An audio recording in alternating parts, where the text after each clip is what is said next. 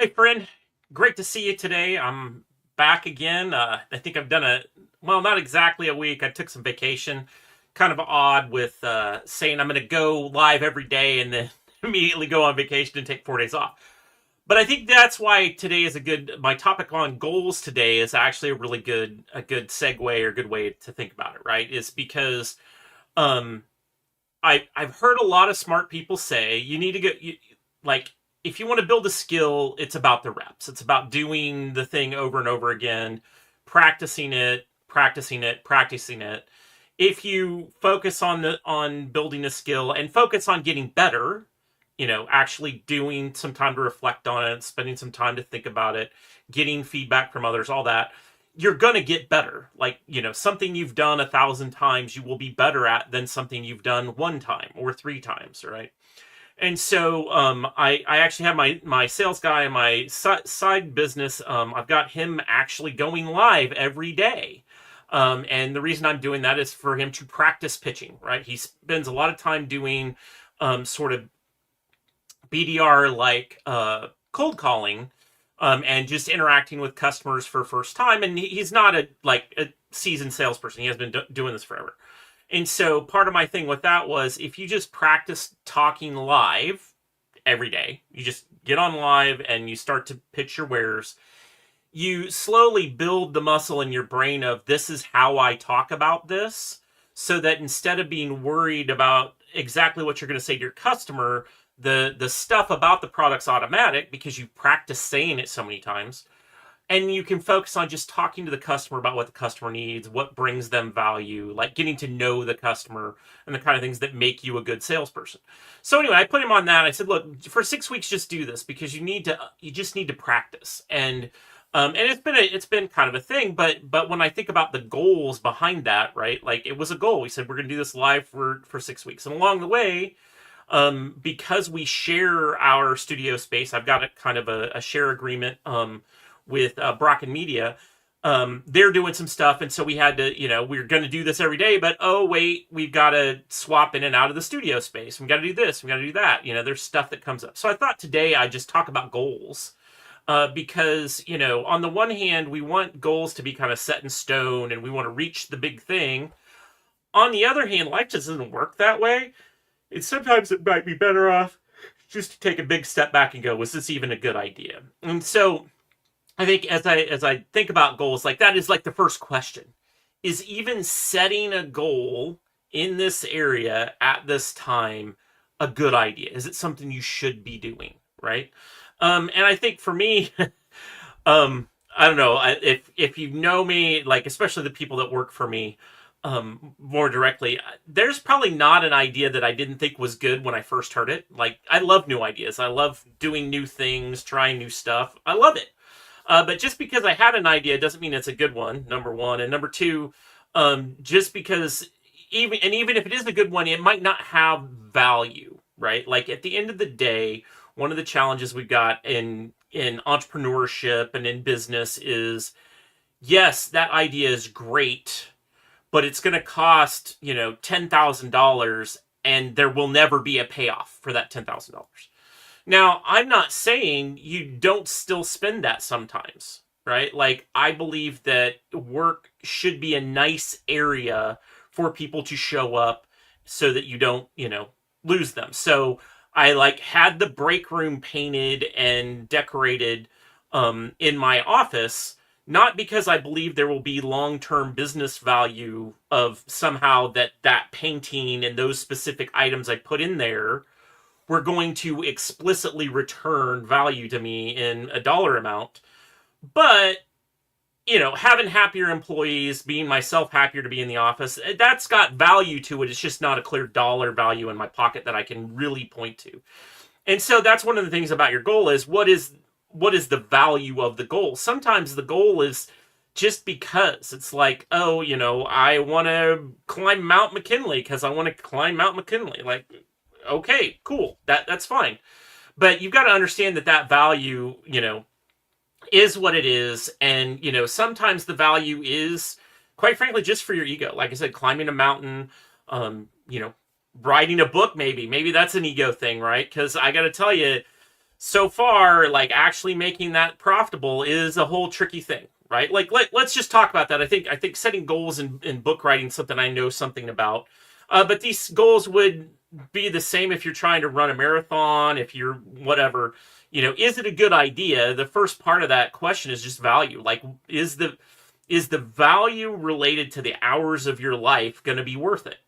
And so when I think about value and like book writing, I mean, I just had this series in my head. I had a picture of what I wanted to be. And so for me, the value in that was just the accomplishment. It was something for my ego, quite frankly, just to say, hey, I did this thing. But also there was a value to my family, like my kids when I first started writing it. There was just a huge value between me and my kids of this story we're putting together. Then when it became an actual thing and I got the first book done, like, to me, some of the value in writing the whole series was just to get the thing out of my head, right? Sometimes what you have to do is complete the whole thing because the value is peace of mind that I have finished this thing. And so anyway, I guess the big thing is as you decide, is this a good idea? Should we set up this thing? You got to lay that out. Right now, the thing I'm contemplating the value of is my one of my new series that I'm working on, Logan Search for the Fruits of the Spirit. The first book I just released was Logan versus the Hateful Strawberries. That book is like one of 9. I'm talking about the fruits of the Spirit from the Bible, and so there's 9 different fruits of the Spirit in the Bible, and so 9 books to go with 9 fruit. That's kind of the idea. And I've got 1, so I need 8 more. And so I was sitting down the other day. I had the day off, and I just got to writing because it was actually the first time in a while I just sat down and write. And technically, I guess I finished a book that day too. So I finished my 10th book, Talia in Exile, and then I'm starting to work on number 11. Anyway, the point of the value of that is I really do think that generally this story about Logan and the fruits of the Spirit is going to have valuable. I've already seen that from parents that have told me the experience they and their children have had with my books. So I know there's going to be value in the world created by me taking the time to write these books. But then the next question comes down to the cost, right? Because to write a book, so I can write, if I'm in the zone, I can write about 1,000 words in an hour. And so a 25,000 word book, Logan's somewhere between 20 and 25,000 words. That's 20 hours of my life. Now, the funny thing about that is I started thinking about it, it's like, these days, if I'm not working, I'm spending an awful lot of time playing mobile games. And this mobile game, Star Realms, I play it all the time. And it's like, I wonder if I took, an hour or 2 a day off and just focused on writing Logan, like, how long would it take me? And I did the math. And it was like, oh, if I did 2 hours a night, that'd get a chapter done. There's 12 chapters in a book. So technically, in 2 weeks plus or minus, I could write an entire Logan book. And actually, in, about 6-9 months, I could have the entire series done. I could write a whole series of books this year if I just spent 2 hours a night. Well, that sounds like a great idea, right? There's a lot of value in having a whole series of books written that then you can just take your time to release them on a cadence that works for your audience and whatnot. That sounded pretty cool. But now we got to count the cost, because there is an opportunity cost to that, right? Like, at the end of the day, I think one of the big things about a lot of the stuff that's a good idea is we tend to run willy-nilly into it when we're really excited about the idea and not have really counted the cost, right? Not really understood the opportunity. And so when I think about this, if I were to do this 2 hours a night, 6 days a week, assume I don't work on Sundays on it, I can find the time. I can find 2 hours to do something in the evening instead of playing games or something, watching TV, something, between 8 and 10 in the evening. I could just do that. I could write books instead. But I kind of need that time to just decompress. Like, there is a level of just, I do take a look, I have a very weird thing, and maybe I'll talk about energy management in another show. But for this one, I'll just say the cost of that is, maybe a little bit of peace of mind. But the value would be really high. So last night I sat down and I managed 45 minutes of writing, not 2 hours. So I think that then gets to the point of, so if I can't really get 2 hours a night, but I can get 45 minutes, and that's 750 words instead of 2,000 in a day. Well, then it takes me a month to write a Logan book instead of 2 weeks. Well, maybe a month and a half. Well, I might not get them all done in a year, but I could get them done in two, probably. Um, and so then that comes down to, well, if I plan to get them done in 2 years, um, like, what's going to make me do that?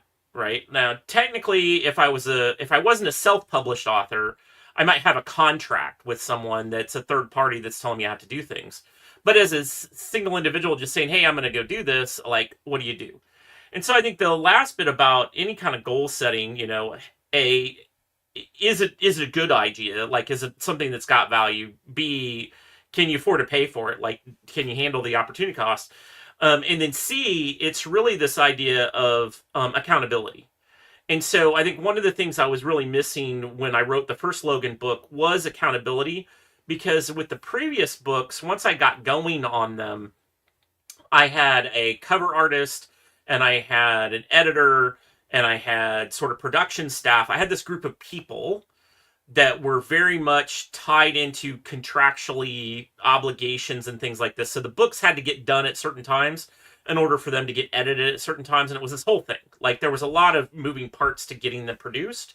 And that kept me on target timeline wise.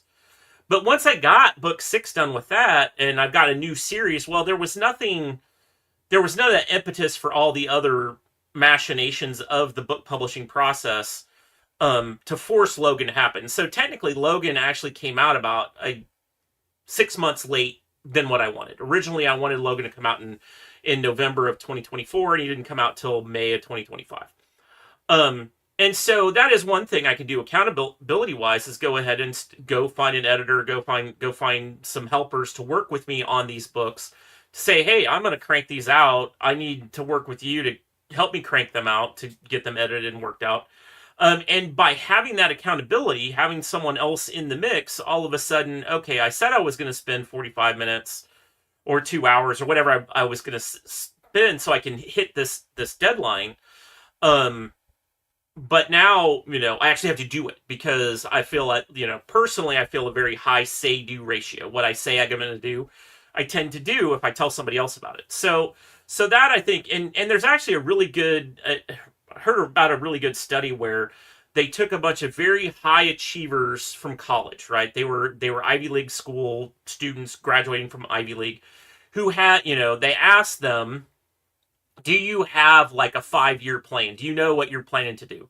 And of those people, these sort of high achievement college students, 95% of them said, yes, I got a plan, and they could articulate it verbally. But only 5% of those had it written down.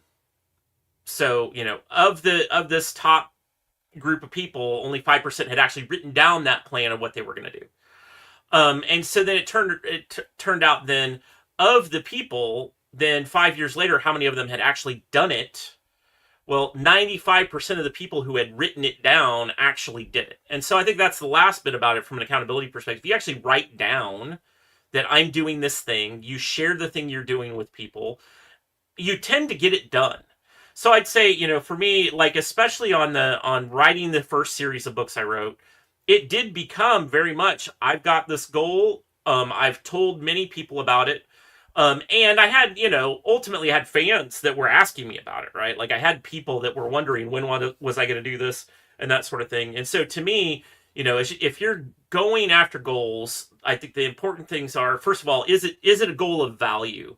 Because if it doesn't have sort of sticking value, either a true monetary sense that's going to change your life in some way, or just deep personal value, it's very unlikely to be worth even writing down, right? Like, if it doesn't have big value, don't even bother writing it down. It was a neat idea. You might put it in your neat idea bin, that maybe it's a bucket list thing or something, but basically it's just an idea. then count the cost. Jesus even says you should count the cost of building the tower before you start, because you wouldn't want to get halfway up and be laughed at because you didn't count the cost. So you do need to count the cost of this goal. Do I really have the hours in my life, the relational thing with my family, friends, whatever, to make time for this? Does that make sense? And then finally, some accountability, somebody that's going to help you get it done. And I guess the last thing I'll say along those lines is, as important as it is to set goals, be accountable, that sort of stuff, there's also just life happens.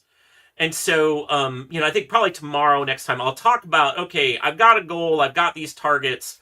What do I do when life happens and I got to do something else? Or maybe I don't do something else. Like, how do I decide? So I'll talk about that tomorrow. Catch you all next time.